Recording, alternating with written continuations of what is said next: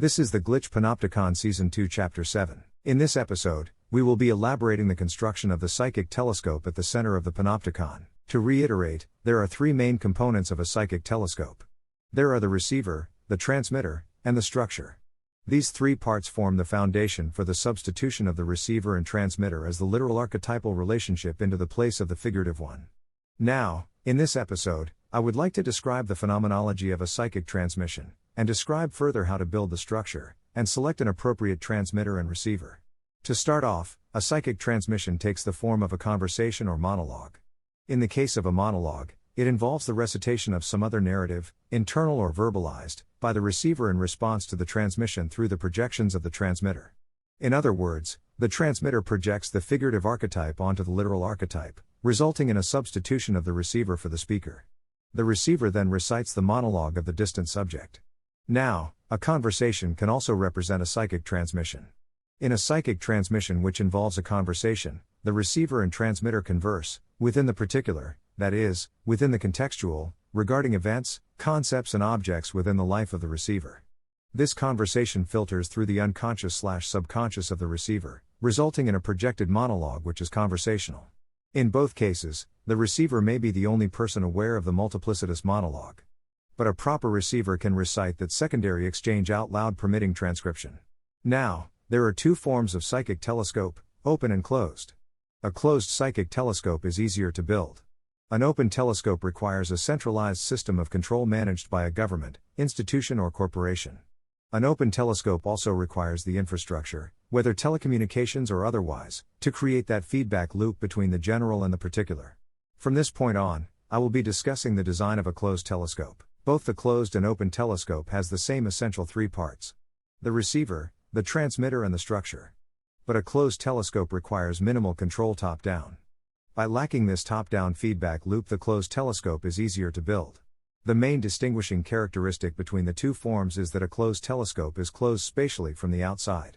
An open telescope is free-flowing and relies upon the natural movement of people, ideas and communication.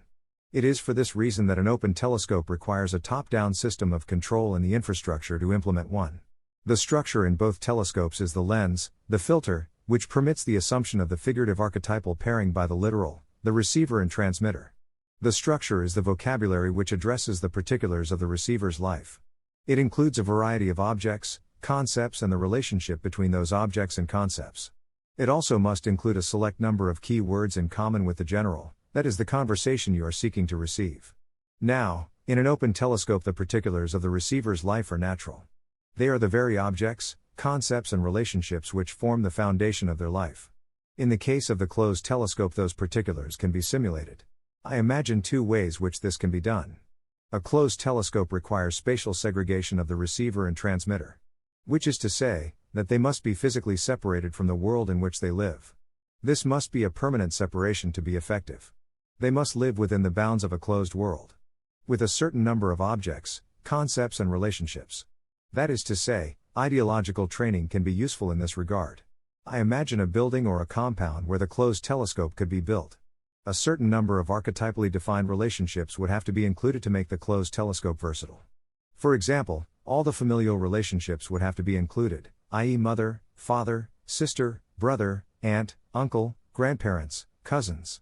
Likewise, it would be helpful to have in this colony a set number of archetypally defined professions.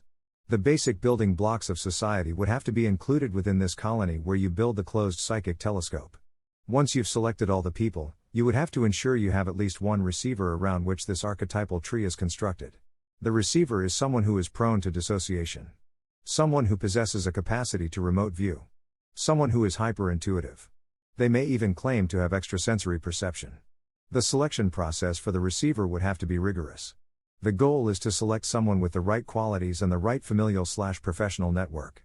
Once you have selected your receiver, you can construct around that person an archetypal tree from their family line. The goal is to preserve all the essential archetypal relationships which are foundational to society. The next step is the preparation and construction within the colony of the receiving laboratory.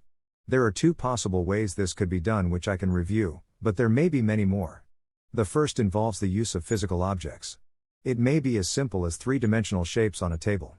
They must be distinguishable, but plain, so as to avoid associations beyond the conceptual. The number of these objects is equal to the number of essential placeholders and key terms within conversation you wish to receive. So for example, let's say you want to receive a conversation between two lawyers about a big corporate merger and acquisition. In this scenario, there are say 5 key players. There are 4 key objects. Terms in a contract. Or contracts. There are finally 5 key terms. Thus, there are 14 objects which must be placed on the table which each represent one of these objects. Now, the next step is the fine-tuning of the telescope.